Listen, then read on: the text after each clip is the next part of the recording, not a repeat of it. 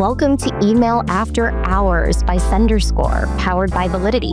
We're your hosts. My name is Guy Hansen. And I'm Danielle Gallant, and this is Email After Hours. Thanks so much. Wow, this is a really great crowd. Thanks so much for all turning out to join us. I believe that we're going to be the first session today all about email marketing, so hopefully we're going to be sharing some fresh new content with you guys. My name's Guy Hansen, VP of Customer Engagement at Validity. Well, since I've been in email marketing for about the last 25 years now, and I think I've got the grey hairs to prove it. What about you? Hi, everybody. Thank you so much for coming. My name is Danielle Gallant. I'm an email strategist with Validity. So it is email marketing all the time for the last about 12 years. I'm excited to be here today. Now, we need to explain our branding because Danielle and I co-present the Email After Hours podcast. Would you like to tell the audience a little bit about it? Yeah, so this is our first ever live episode of a podcast. It is our 70th episode, so I'm super excited about it. I'm sure Guy is too.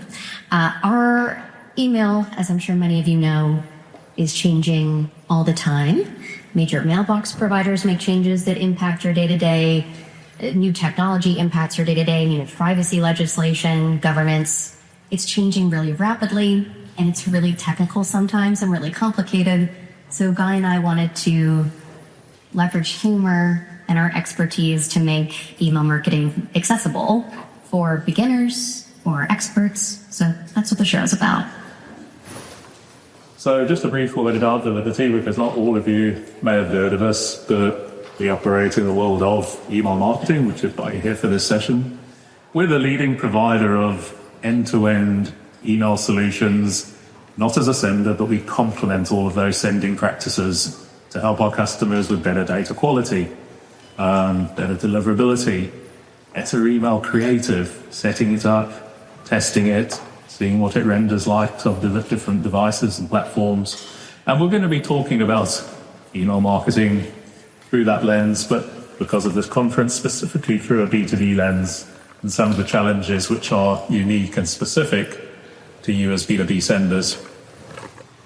We're going to start by setting the scene, and I think a really important metric here, and we're just going to take a moment to explain what we're talking about, is inbox placement rate, our measure of deliverability. That's right. So with your email service providers and a lot of the data that senders, actual marketers are looking at, you will see delivery rate or a delivered rate. Usually, we hope that's a very high rate, 95, 96, 99%. That represents the amount of mail that actually was successfully deployed from the ESP on your IPs and your domain. That's not exactly what we're talking about today. Deliverability, a little bit of an extra there, is how much of that mail that was successfully deployed actually made it to your subscribers or prospects' inboxes.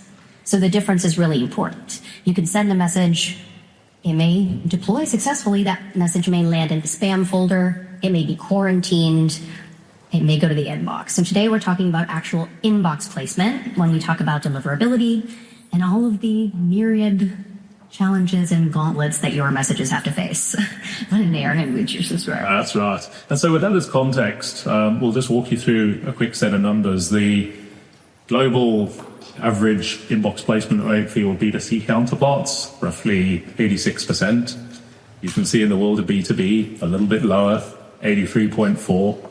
But that doesn't tell the whole story, because if you look at the breakdown, the two biggest hosting platforms, Office 365 and Google Workspace, between them represent about 80% of the world's corporate platforms. So the reality is that 8 out of every 10 marketing emails you are sending are going to a corporate hosted on one of those two platforms. And then, of course, they've typically got a corporate spam filter as part of their mix as well. A Proofpoint, a Mimecast, a Cisco. And, when you start to multiply the average 83% by the 80% that Proofpoint gives you, you're down to about 65% after you've jumped over both of those hurdles. So basically, on average, 1 out of every 3 of your B2B marketing emails aren't seeing the light of day. And we're going to start explaining why. Let's talk about some of the very specific B2B email marketing challenges. I think the first, a lower bar to consent. And what we mean by that is that in the world of B2B email marketing, cold email campaigns, unpermissioned, are more prevalent than they are in the world of B2C and accepted. And even where consent has been sourced, for example, that you've downloaded a white paper or registered for a webinar, I would argue that the quality of that consent is not to the same degree as actively opting in and ticking a box to say you can send me your marketing newsletters. So that creates a challenge in subscriber engagement. Typically, B2B senders also have more limited product offerings. You're not like a Walmart where you have literally tens of millions of product items. You might wish you did. And that creates some challenges, because it means that your ability to target and segment is significantly reduced. It also places a lot more pressure on those leads that you do generate because there's fewer of them, and get one email marketing message wrong and you can destroy that opportunity. That creates pressure too. List churn. I'm sure this is a particularly unique challenge for B2B marketers. For any of you that have an @gmail.com address or an @hotmail.com, I've had mine for, 20 years at this point. Those addresses typically last. But on the company level, people are temporary employees, people leave to go explore new opportunities. It means that the actual list and those addresses, the quality of it degrades more quickly than it would for B2C. Can you raise your hand if you're using a list validation tool, if you're a sender or if your company is? About 10. About 10. Everybody else come to the booth after. So we did talk about it, but it presents a real list hygiene problem. When that list hygiene degrades, your bounces are higher. It sends a signal to receivers that there's some work to be done from a reputation perspective when you're around. Longer sales cycles. We're B2B marketers too, and although we wish it wasn't the case, sometimes those sales conversations go on for months and even years. And, at that stage, it becomes hard to sort of keep control of where the lead actually came from. The attribution challenge is a big one, isn't it? It is. I think for B2B, in B2C, you send a retail email, let's say you click on that email, you make a purchase. It's really easy to tie together the line and then justify the cost of email or how email is contributing to revenue. Life cycles and that sales process is usually so much longer. On the B2B side, it's much harder to give credit to how email nurtured a relationship or served as a communication channel that then ends in a conversion, right? And forgetting just that, did they download something? Did they select they wanted a white paper? Attribution and just why they're actually coming in is a little bit more difficult too with email, but I do, because we are email nerds and we talk about deliverability and spam folder placement. Another thing that is challenging for B2B that is not for B2C is measuring your actual performance at the mailbox provider level. So for consumer mailboxes, there are tools like Gmail Postmaster tools or Microsoft SNDS, where you can get a live daily gut check about how these mailbox providers feel about your reputation, about your program. They don't offer that for Google hosted addresses or Office 365 hosted addresses for privacy reasons. It's harder to connect with postmasters. There's just less visibility, so it makes it way harder to really understand what your performance looks like from a reputation perspective. That's right. And speaking of the mailbox providers, if you're already starting to feel a bit sad about these challenging... Sorry. I'm afraid it gets a little bit worse before it gets better. So, as we said when I was presenting inbox placement data, Google Workspace and Microsoft 365 are the two big players in terms of who you need to please when you're sending out your B2B marketing emails. And they operate in slightly different ways compared to the world of B2C. Good news with Google/Gmail is that the filtering technology behind the scenes is very similar to what B2C campaigns are going to experience at Gmail. So you need to have your authentication in place. There's going to be content testing to see whether those messages look spammy or not. There's going to be monitoring of reputation, so using the tools that Danielle was just talking about, super important. The challenge, of course, is that generally speaking, you've got corporate admins involved somewhere in the process as well, and they're raising the bar by setting additional rules. So they may be saying, for example, are you a good sender? We'll add you to our trusted list. Are you a really bad sender? We'll then stick you on our blocked list. They can raise the threshold that you need to pass in terms of number of emails that you're sending, negative metrics that you're generating, etc. They can also demonstrate additional compliance settings. Now, what we mean by that is determining what happens to your messages depending on where you stack up on their rating. So they can control whether those emails get routed to the spam folder, go to quarantine, or in some cases even directly to the admin himself or herself to review and decide whether it's a good message before they release it. At enterprise level, Google will also operate functionality like the ability to rewrite suspect links into a safe version before they publish them. Even what you sometimes see with their consumer counterparts as well, advisory messages saying, we think there's something suspect about the content in these emails. So in the world of Gmail, user-level behavior is probably the be-all and end-all. Their advice is generate active and engaged subscribers, and you'll probably be good. Still important here in the world of B2B, but those corporate set rules take precedence. And, that's why you will see situations where you send exactly the same message to two different businesses, and they potentially get treated in two very, very different ways as they're processed by the different sets of rules. What happens at Microsoft? It's similar. It's really similar with a twist. A couple of fun additions that come with Microsoft. So like Gmail, of course, they're looking at all of the authentication and connection rules, proving that you are who you say you are. That's a given. That's going to happen both for B2C and for you guys with B2B. Admin level controls, it's even easier to look junky at Office 365 than it is at even Google, in my experience, Google Workspace or Google hosted domains, or on the B2C side. So for example, admins can decide explicitly what should be a safe sender, what should go to spam, and then what should be quarantined. So there's this nebulous, unseen area, which I'm sure you're familiar with. Usually you'll have to go through a Mimecast or a third-party tool to go check out what has been quarantined.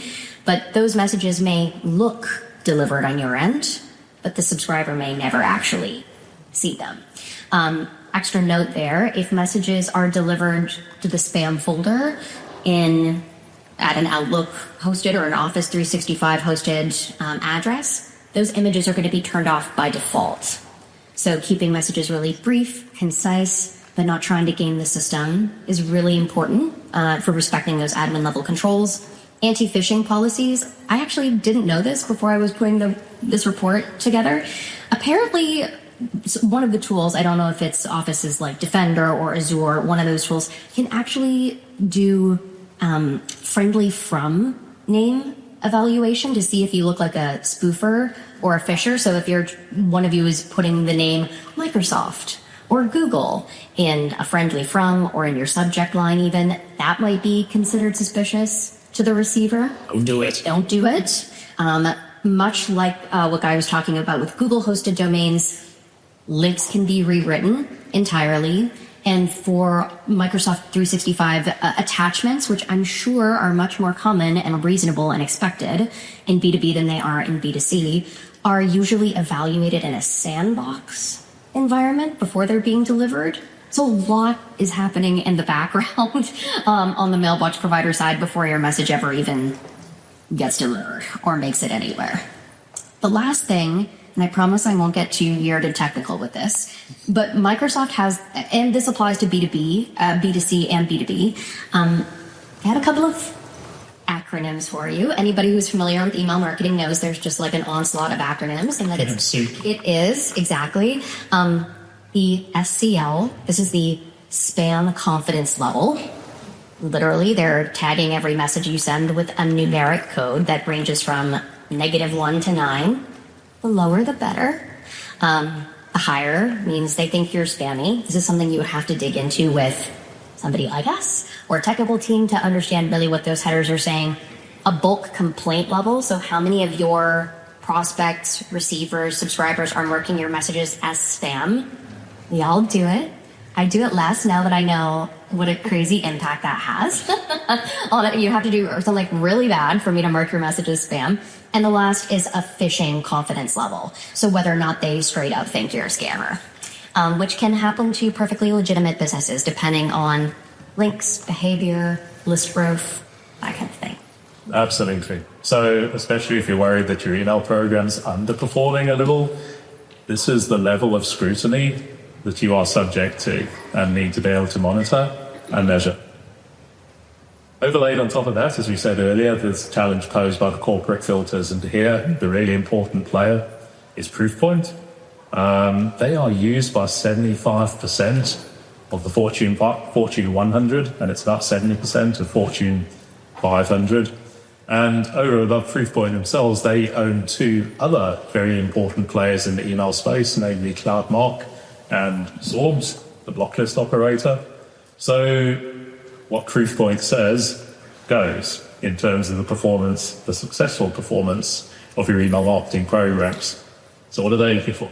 Well, they have a really complex scoring system, but one of the things that I think is interesting to call out here is the difference between essentials and enterprise level users for Proofpoint. Because what it means is that there's almost like a caste system that happens depending on how much money you can spend on your security and your filtering internally, or the receiver, what they can spend on it.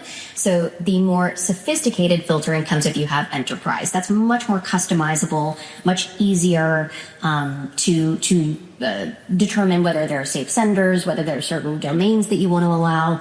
On the essential side, kind of to Guy's point about why two exact like messages deliver completely differently, essentials is just kind of out of the box. So you get what you get. It's stricter. It's less customizable. So depending on your audience type and what they can afford, essentially, it's going to change the way that those messages are delivered. And of course, they are also looking at customer feedback, which is paramount. No matter which mailbox provider, no matter which filtering company, no matter which security provider, they are all taking a look at what your prospects and recipients have to say about you through direct actions. Did they explicitly confirm their email address? Did they add to a safe senders list? Did they star your messages? Did they mark you as spam? Whatever the positive or the negative is, they are hugely incorporating that into whether you're allowed to reach your recipients. That final point about quarantine isn't unique to Proofpoint. Most of the major filtering companies will do something similar. We see it with the Mimecast solution that we run at Validity. And the really sketchy messages basically go into quarantine, where your customers, you are relying on them to actually go looking for them. Not that many of them do, certainly not on a regular basis. So that has an impact on your subscriber engagement and the response rates to your messages as well. Now, we're pretty nerdy when it comes to our own junk folders. We've probably got a few thoughts in terms of what puts your emails there. I think one of them is broken authentication, and this gets really geeky, but authentication was basically publishing some records that explain where your emails come from in terms of IP address they're sending from, what domains are allowed to use them. And if that authentication breaks, your emails won't get delivered. And one of the reasons that it can break in your world is because they go through a Mimecast or a Proofpoint and basically get relayed on from Mimecast to Proofpoint, but now from a new IP address, which is not your original IP address. Now, there's stuff that you can publish called an ARC record, and that basically preserves your original status. Probably 2/3 of all the B2B emails that I see in my junk folder have failed to publish that record. Their authentication breaks and they go to junk. Targeting and segmentation is frequently not to the same standard that we would see with B2C senders. Again, I draw my own experience. I live outside of the US. I register with a lot of programs here in the US. They automatically assume I'm here and they send me great offers to sort of events and functions, and it's like, I'm not going to be able to attend those.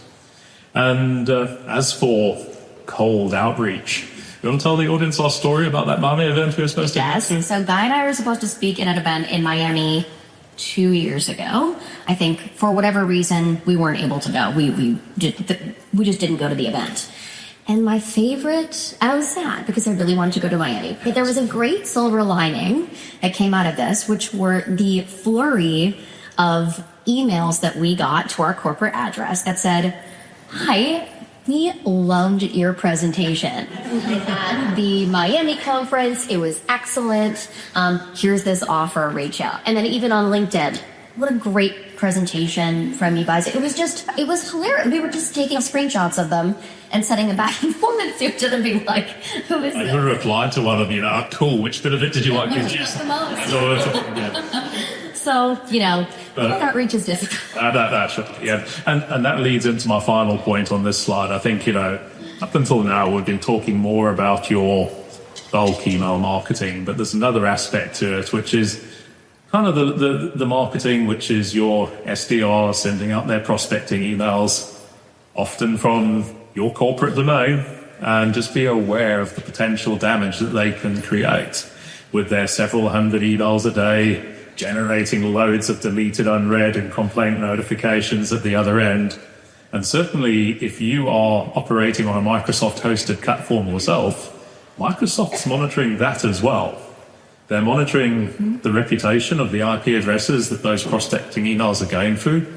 If that reputation drops, make no mistake, they are on the case, they are investigating what emails caused it to drop. And then they're taking action, and that action can range from, they operate different classes of IP addresses, some are higher quality than others. So if they deem you to be a less desirable sender, they relegate you onto a lower quality pool of IP addresses. They can even, if they deem that you're sending content that is spammy, they can temporarily disable your account. Exactly the same if they deem that you're sending too many emails too frequently. So be very, very aware of that. We're not just talking the sort of high volume email marketing promoting your products and services. I think I have a cautionary tale as well, just that I want to issue here. So I just started working with a financial wellness B2B sender, perfectly legitimate. They, unfortunately for them and the email ecosystem, obtain their email addresses through third parties, through employers, through payroll companies. It's all perfectly legitimate. But because there is not a lot of consent and because of the way that they were sending, they got into hot water. Before coming to us, one of the solutions that they were investigating and one that they actually ran by us was, and I'm not going to name names. I'll leave that to you a little bit later in the presentation. But they basically said, we're looking at this company who tells us we don't have to worry about our reputation. We don't have to worry about our deliverability anymore. They're going to send our emails through this third party at a really, really small rate. So they're going to rotate accounts. They're going to set up new Outlook accounts, new Gmail accounts for us, and just send a really small amount of volume.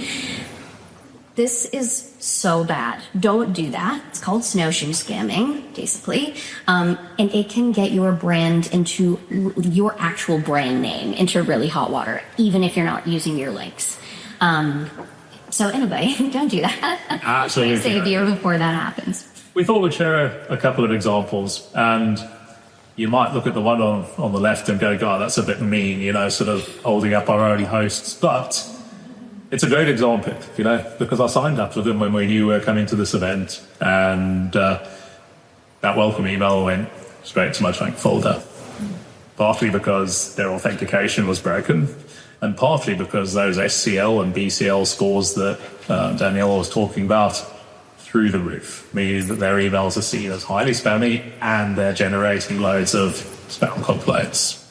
And, this is where the sort of creative and the content really comes into play as well, because, yes, there was a bit of blurb about we look forward to welcoming you. But even before I've stayed with them for the first time, there's also content in this email going, hey, are you dreaming about that next fabulous vacation you're going on? It's like, let me come and stay with you for the first time, and then we'll talk about it. So And every single email I've received from them subsequently, exactly the same thing. And they would benefit from having greater visibility of those metrics, because then they would be able to fix them. Different example from Four Seasons. I stayed at the hotel in Austin a couple of months ago, and this was just like a really nice follow-up email where it was, if you're coming back to Austin anytime in the near future, here's a few more things you might like to do in the area. A little interactive quiz to find out what kind of holiday destinations I like to go to so they can personalize. And they do a great job of promoting their preference center as well, so I can tell them how much, how often, what types of messaging. So 2 very different examples of what good looks like. We thought we'd finish up. We are just over a week away from the madness that is Black Friday and Cyber Monday and the holiday season.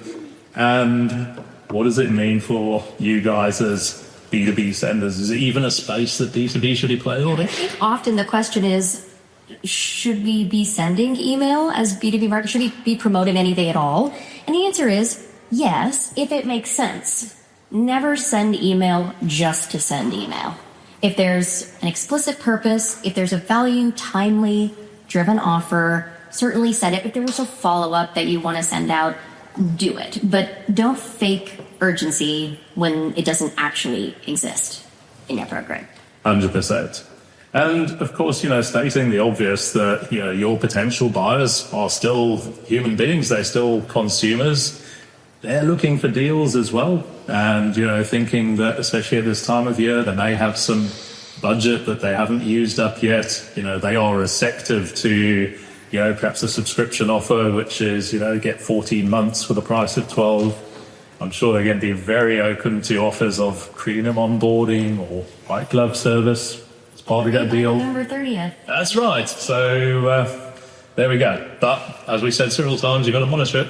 You have to be seriously prepared for performance tracking. So definitely making sure that there are eye tracking, all of the UTM tracking links are available. Definitely look at more than just open single clicks. Did it result in a follow-up call? Did it result in a download? What is the long-term impact? So don't just monitor those immediate KPIs that are coming from email. Hand off warm leads immediately. Time is of the essence. Don't let those go cold. And I think one of the challenges that we've heard, at least from a lot of you at our booth, is making sure that your email metrics can be fed back and tied into your CRM, and that there is a clean data marriage available there so that you can keep up to date and make sure that you're not using legacy dated information. Spot on. Be sure to tune in next time and hit subscribe so you don't miss any future episodes. And don't forget to visit senderscore.com for loads more great resources to help you become a stronger sender. To all you sleepless senders out there, thank you for joining us after hours, and see you next time.